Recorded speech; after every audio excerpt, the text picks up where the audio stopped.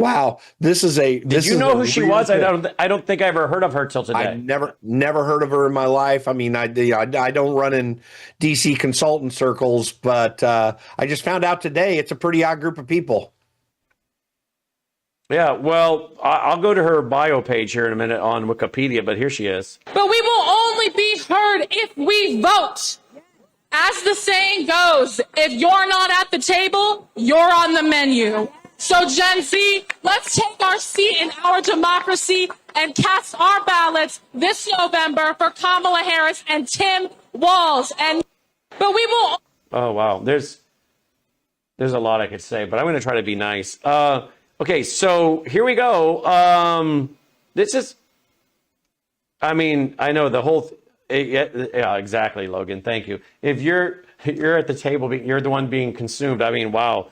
How many children has she eaten, I guess would be the question. Okay, here we go. Here we go.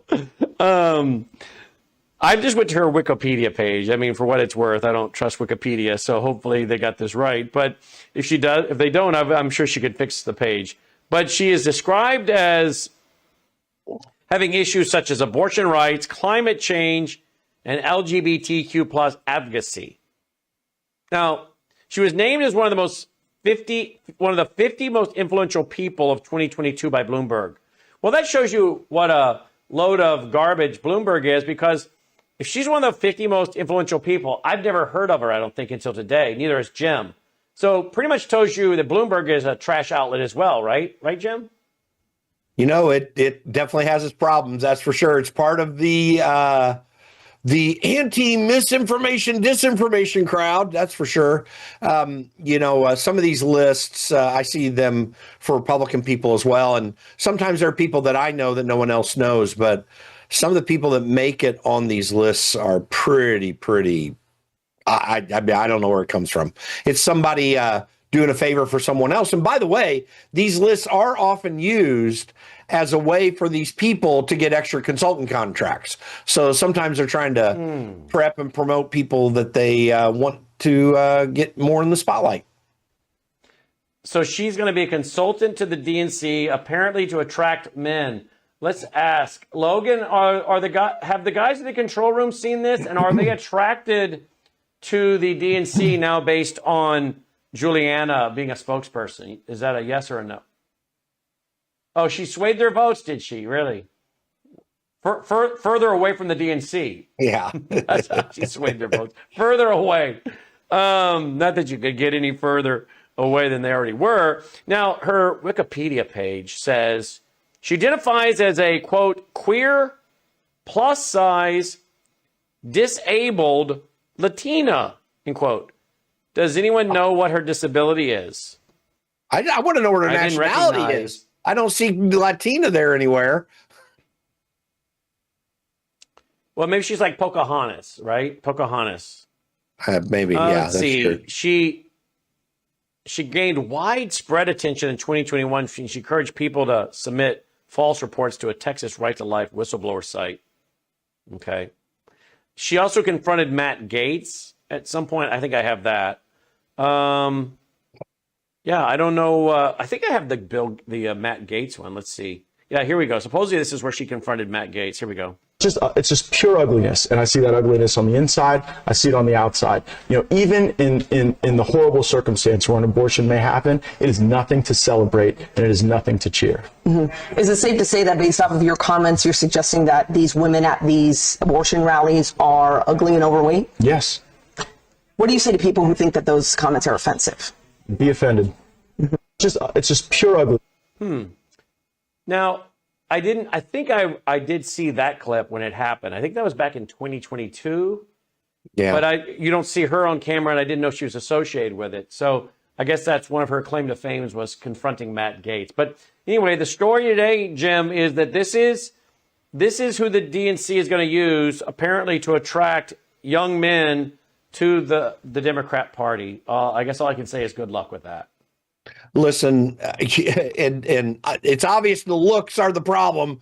But you know what's really interesting is a person that doesn't have great looks but has a good heart towards people, even if they're tough politically. People like those folks. Her unlikability has everything to do with her attitude and her way of looking at things. Definitely on the abortion issue, which is rancid. And I heard a comedian today, it's on my timeline, the last part of her jokes, which were, if Kamala Harris had become president, you know, they say women won't take us to war. And then she gave all the silly, you know, jokey female reasons why she'd take someone to war. Like you took them to war for something you did 5 years ago type stuff. And then she said, people get upset with me when I say these jokes because they say I'm not a feminist. And she said, I am a feminist. I had my daughter and I didn't abort her. So, you know, I mean, listen, the reality is that this is another example of twisted reality that denies truth. And, you know, good luck to the DNC. I appreciate what they're doing. They're helping us win in 2026. I actually found that lady. Here we go. This is on your timeline. Here we go. Yeah. Talking about Kamala, we almost had a female president.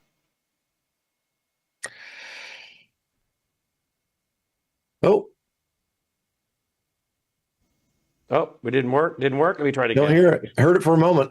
Talking about Kamala, we almost had a female president. I guess there's a bad file. Oh, well. I guess so. Oh, well. We'll keep moving. Let's see. What else do we got here, guys? Here's Marco Rubio. Let's see what Marco had to say today. Under President Trump, the United States will stand with the Jewish people. We have implemented a vigorous new visa policy that will prevent foreign nationals from coming to the United States to foment hatred against our Jewish community. We are holding international organizations and nations accountable for rhetoric against Israel that resurfaces in the manifesto of monsters like Iran and Sarah's killer. But we do see an eventual light at the end of this long tunnel of suffering. One can imagine a Middle East in which the Abraham Accords eventually reign. So thank you for the opportunity to address you. And Jim, some say, "Oh, this is an attack on free speech." But these foreigners that come to our country at our invitation, they're not guaranteed those rights. Wouldn't you agree? No, I absolutely agree. There is no circumstance under which anyone who would undermine anything in this country should be allowed to have any legal status when they're not a citizen. It's citizens who have a right to be as absurd as Democrats are. It is not non-citizens. But what's even worse about the people that most of the people that Marco Rubio is referring to is they literally are causing violence on our campuses at Columbia University, even at Harvard. There's very real violence going on, very absolutely real threats. People feel uncomfortable, Jewish people in particular. There are others, but mostly Jewish people who are being taunted and threatened. You can't focus on your schoolwork. These institutions are about academic work, and that's it, and that's all they should be about. I mean, you just go in. This is one of the fatal consequences of DEI policy. When you are not treating people based on merit, then you are causing other problems that sometimes, as in this case, do get violent and threatening. But it causes inequities that are outrageous. So I think that Donald Trump is absolutely right about this. Harvard has no right to federal money, federal grants. No institution does. Anytime that Donald Trump wants to pull back these grants on this basis, they can do that. I mean, we see the same thing with NPR going on today. They're all upset and in a tizzy about wanting to protect the First Amendment, but they've done much to promote through the Atlantic Council and other censorship industrial complex organizations. They've worked very hard to shut down viewpoints, and they find the First Amendment an impediment. So yes, Donald Trump is right on this. Rubio is doing a fantastic job, much better than I thought he would. One of the highlights of the Trump administration are things he's doing right now. And this one is entirely valid, and no court has any authority to say whether the current administration can restrict people from coming into the country. It has absolute authority to do so. It's all through the United States Code. It's abundantly clear. There are just no rational arguments against it. And we're going to get to NPR because they seem to think that the First Amendment guarantees them the right to what? $500 million. That's what I've read they got last year. $500 million, 500 million. And the First Amendment guarantees them that right. Well, if that's the case, then why does my network not get $500 million from the federal government? Jim? Oh, because you're biased. See, they're unbiased, or so she says. That's the argument that they're making, which is provably false. Jim Jordan, I don't know, about a year ago, I think it was, or so, had her in the Judiciary Committee, the Government Reform and Oversight Committee, and he asked her if she thought that they were biased. She said no, and then he referred to a report of a man who was working in NPR, put the report together while I was there. He was fired afterwards because he noted various things like the fact that of the 87 people who make editorial decisions in the DC office of NPR, all of them are Democrats. Now, you on its face, you cannot say that's unbiased. And but anyway, it's more radical leftist politics. The First Amendment is to protect speech that in this day and age, particularly Democrats don't like. And that's the whole purpose of the First Amendment. Because what we do is we take the speech when it's truly bad, or if it's being perceived as bad, and we protect it so that the truth can come out. And these people are dedicated to untruth. They're dedicated to a Luciferian idea of reality that has actual reality turned on its head. I want to play the clip, but that you're referring to, but first, listen to this. We played this before. Listen to what she had to say not too long ago. This woman is the total definition of postmodernism, which is truth and reality are created by man, not by God. That's postmodernism. Friedrich Nietzsche, Michael Foucault. Friedrich Nietzsche, who, by the way,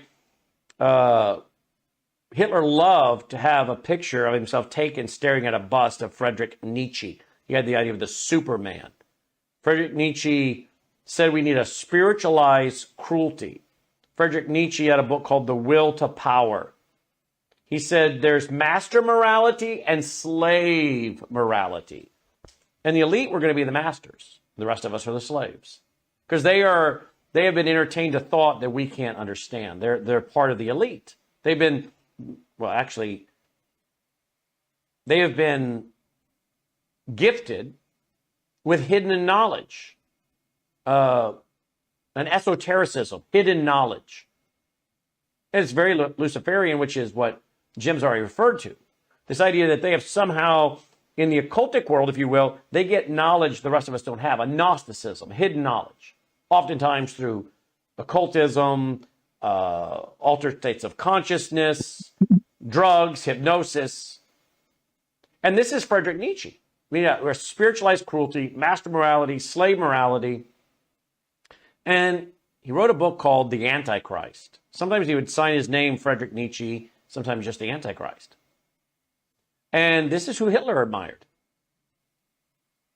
And I think Hitler gave a collection of edited works of Nietzsche to Mussolini. And so that's postmodernism, and that is dominant started in the English departments of our universities. Now it's everywhere. But this woman is the definition of postmodernism in her statement here. Listen to this. This is the head of National Public Radio, Putrid Radio. But one of the most significant differences, critical for moving from polarization to productivity, is that the Wikipedians who write these articles aren't actually focused on finding the truth. They're working for something that's a little bit more attainable, which is the best of what we can know right now. And after 7 years there, I actually believe we're onto something that for our most tricky disagreements, seeking the truth and seeking to convince others of the truth isn't necessarily the best place to start. In fact, I think our reverence for the truth might have become a bit of a distraction that is preventing us from finding consensus and getting important things done. Wow, I'm gonna play just a portion of that again. Here we go. Listen again. But one of the most significant differences critical for moving from polarization to productivity is that the Wikipedians who write these articles aren't actually focused on finding the truth. They're working for something that's a little bit more attainable, which is the best of what we can know right now. And after 7 years there, I actually believe that they're onto. Okay, so they're not pursuing truth. They're pursuing what's the best we can know. You know why? Because in her world, there is no such thing as absolute truth. There's only my opinion, your opinion, their opinion, and then we come together with group consensus and collectivism, and we then decide what is truth based on a group consensus. This is postmodernism. This is the head of National Public Radio. Comment before we play the clip you sent to me today, Jim? Yeah, this is, I urge every person who cares about these issues, as it relates to what she was just talking about and our academic institutions, everyone should read two books. They're related to one another by C.S. Lewis, The Abolition of Man and That Hideous Strength, which Lewis was the third book in Lewis's science fiction series. And he referred to Abolition of Man as the basis of the problems that he, fictionally portrayed in that book. When you read That Hideous Strength, the speech you just heard is consistent with what C.S. Lewis was proposing in fiction, the takeover of a university. And it was actually prophetic, profoundly prophetic. And he really saw what was happening because he was he had been part of major academic institutions all of his career. He knew what was going on behind the scenes. He knew where it was leading. So this is, when I hear people talk like she's talking, I was an English major in college. I studied philosophy as well. And I look at the logical fallacies that these people bring up, the obfuscations that they throw up, the equivocations, which an equivocation is using a word to seem to mean something that is exactly the opposite of what it actually means. So ideas of truth, ideas of morality are thrown out to the wind when there are clear good things. We know objectively, for example, that having a married mother and father in the home, the social science is out on it, is the best opportunity for young children to be able to grow up and be successful and to do good things. It's impossible otherwise to get good results on a consistent basis. You'll get some bad results, and that social science takes out sexual and physical abuse out of the equation of marriages. But even bad marriages give children a much better chance to succeed in life if you have a married mother and father in the home. It's objective, it's real, there's no going away from it, but they turn away from this. So many of the anchors and that form the foundation of our society have been torn away by Democrats over the last few years. But I want to quickly go back to Nietzsche and say this. Nietzsche went on to his philosophy in part because he was going crazy. I mean, he died in an insane asylum. But in part, he went through that because he was watching the radical liberalism of 19th century theology even. I mean, he was raised in a Christian home. And he felt, that's right, and rightly so in some instances, that what the church was doing in Europe in the 19th century was so absurd. That's why he called and said that God is dead, but because he said that we killed him. And he went into a skeptical, depressed mood, and he laid out all this philosophy that you were talking about. And it's a warning to us and a reminder to us, those of us who are in the church, to recognize that we need to step up our game. You have to counter all of this with something that is strong and useful and real, and keep asserting it, even at risk to your reputation and to various other problems that can happen with you, some of which we were all subject to during the Biden administration, which is radical outright censorship, people praying in front of abortion clinics, getting thrown in jail, what we're seeing happen over in England right now. So that's the challenge. That's how you address this, is with something much better. And we do have something much better to offer. Indeed, we do. All right. So with all that, here's the setup for her. This is, again, I guess she's what, the CEO, the chief executive officer of National Public Radio, National Public TV, radio, all that good stuff. Here we go. All that good stuff, bad stuff. Here we go.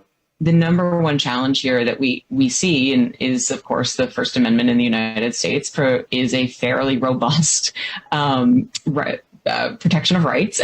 And that is a protection of rights both for platforms, which I actually think is very important, that platforms have those rights to be able to regulate what kind of content they want on their sites.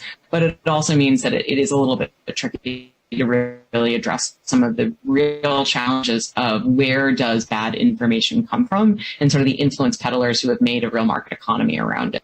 The number one.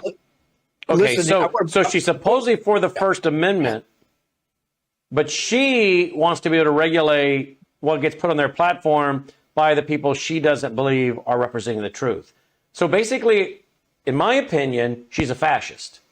She wants big government, big business to come together, fund her leftist postmodern ideology, and claim she's doing so under the First Amendment while she sits as the arbiter of what is permitted under the First Amendment. Correct? Yeah. Listen, notice the little adjustment she made to her statement there. She said the First Amendment is a protection of rights. In other words, she doesn't believe it's a right. That's the first fundamental thing you see in that. Then she's saying, oh yeah, our platforms need to be safe. In other words, she wants the government to protect her right and the right of other platforms to censor people, which, by the way, the government doesn't provide us the First Amendment right. That's ours. It belongs to us. The government's role is to protect that right. And if they don't, then we oppose them. But then the last thing that she says is she calls anyone who disagrees with her influence peddlers. Well, the reason they're influence peddlers in her eyes is that they're getting more influence than she wants. Anyone who moves and influence, that's something that they built because their arguments were solid, because they were consistent in those arguments, because there's an audience for those arguments. I mean, all of that is determined in the free market, basically, and not always for pay. Just someone posting something up on X. So she is exactly, she uses language that sounds so solid, but it's exactly the opposite of what she's saying is good. Yep. Look at this headline. Trade whiplash. Appeals court allows Trump to keep tariffs while appeal plays out. So it's been a ping pong day last couple of days, right? Yeah. And Donald Trump's right on this issue. And we won't have time to go over it today, but I can read U.S. code reference after U.S. code reference that provides various means by which Donald Trump may unilaterally impose tariffs without having to go to Congress. And with all due respect to people like Rand Paul in Congress who are saying, yeah, we need to take that authority away from the White House because only the Congress has the authority to impose taxes. Okay, well, that may be true, but Congress gave that authority. They gave it away. They gave it to the presidency. So there is instance after instance after instance, all of which Donald Trump is following to the letter, that this court is attempting to take away. And note this as well. That original court opinion that this morning by the district, or last night by the district judge, that says they're going to impose an injunction, they even admitted there are reasons for Donald Trump to be able to impose tariffs out of the executive branch because the law is clear there. They're just using this emergency power thing, which, by the way, when it comes to China, which is one of the countries that they pulled the tariffs back from, we know there's a national emergency. There's fentanyl pouring in the United States, mostly via Mexico, that China is literally, we know for a fact, is moving forward. This is why you leave foreign policy to a president, because the information to make the proper decision there lay better in the executive branch than in the judicial branch, because Donald Trump does have the information that shows that fentanyl is being moved here from China. It is a real national emergency issue. There are others too. And just the absurd notions that these courts are bringing up, it's really a tyranny of the judiciary. And Congress needs to do something about it. And Donald Trump's doing it just the right way. He's not trying to break up our judiciary by just ignoring orders. He's working through the system. And because he's right, he's actually getting really much quicker wins than would happen if he was doing something questionable. I asked AI about Thomas Jefferson. Thomas Jefferson was so instrumental in writing our U.S. Constitution, right? Declaration. The Declaration, excuse me. Yeah. And I asked AI about Jefferson. Jefferson supports tariffs as a means to generate revenue without directly taxing citizens. He views tariffs as a way to protect American industries and promote domestic manufacturing. And when it comes to taxes, Jefferson is generally wary of direct taxes on Americans, believing they can lead to government overreach and infringement on individual liberties. He prefers indirect taxation methods such as tariffs to minimize the burden on citizens. Well, his warnings came true, didn't they? Now we steal from the taxpayers to give to perverts, to give to sex traffickers, drug lords, Islamists all over the world, to condoms for Gaza. I mean, trillions of dollars are missing the government can't account for. I mean, Thomas Jefferson tried to tell us this was going to happen. Every advancement of government causes major problems for its citizens. The reason we severely limited federal power, which we did, and we have blown away so far, it's unimaginable. Most Americans can't imagine what the United States was like in the early 19th. In fact, for most of the 19th century, we have such a bloated government, so far beyond. But Jefferson's right, and the average American has to work through about now, like the average American is right now has just finished paying all of their taxes. And that's exactly they steal right from us. Yep. TheConservativeCaucus.org, TheConservativeCaucus.org. We're brought to you by our foundation, in part, WorldviewFoundation.com. Thank you, Jim. Thank you, you. Take care.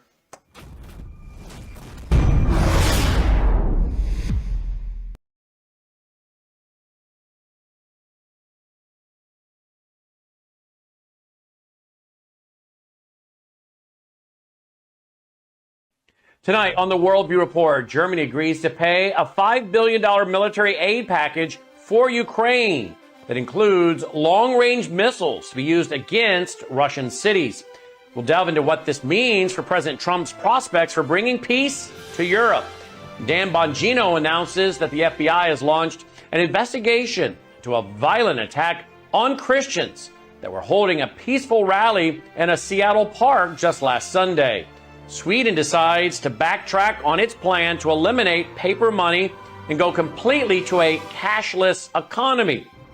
And a new documentary suggests the new Madrid fault running through the American Midwest and Mid-South could be on the brink of another major earthquake. All these stories and more as the Worldview Report begins right now.